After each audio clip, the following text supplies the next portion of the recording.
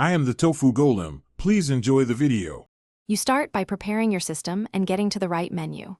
First, open Valorant and confirm a stable session with 60+ FPS so the curve behaves predictably. Next, go to Settings, right arrow controls, and find the aim down sights or mouse/look section and enable custom curve. Once done, export or screenshot your existing mouse/aim config as a backup.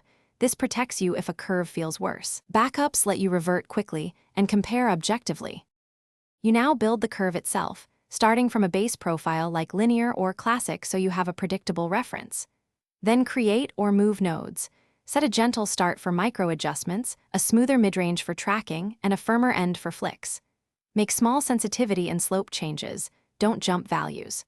Once tweaked, immediately test in the practice range with bots and spray patterns to feel overshoot, dead zones, or latency. Make iterative micro adjustments and retest until movement matches intent.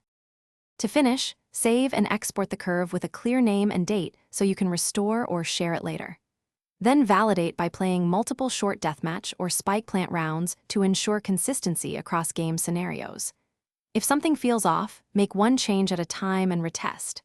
If jitter, input lag, or unexpected behavior persists, revert to your backup, update mouse drivers, verify DPI and polling rate, and confirm no overlay or software conflicts are altering input.